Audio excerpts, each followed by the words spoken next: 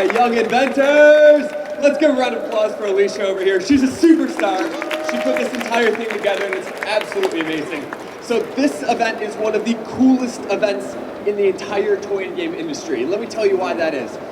Every single mentor here is one of the biggest movers and shakers in the toy and game industry. And that's a really cool thing.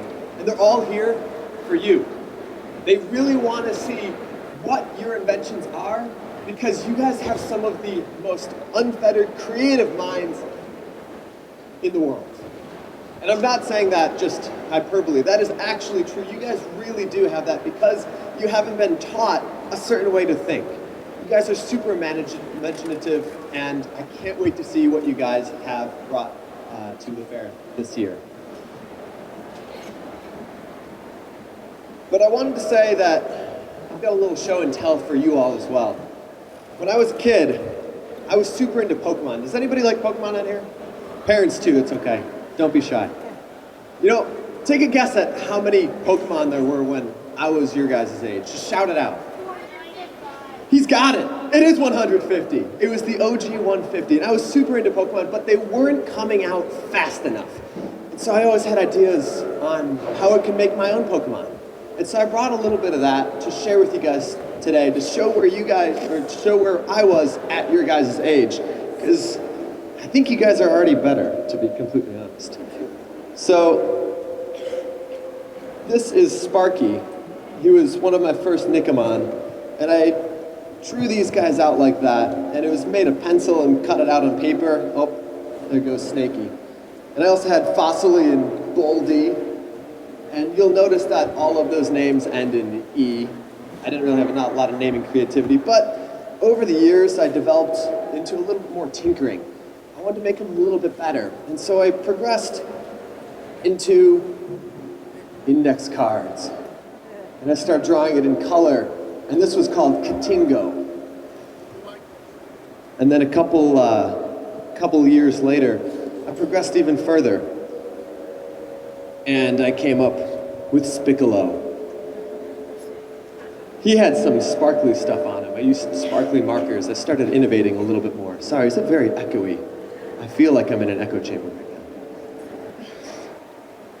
A couple years after that, I progressed even further. Started making holographic cards. I started using materials like burnt aluminum foil, and I just Kleenex boxes at school when the teachers weren't looking because it had really shiny material and it was excellent. I just had to use those new materials, and I always tried to push it one step further. And over the course of 7 years, I developed 400 of my own trading card series, and it was awesome. I had so much fun doing it.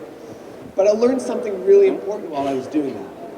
And you know, the cards, they never really went anywhere. There wasn't really any end game, anything that I was working towards with it. I was doing it because it was fun, but I learned something really important that I really would like to impart onto you all.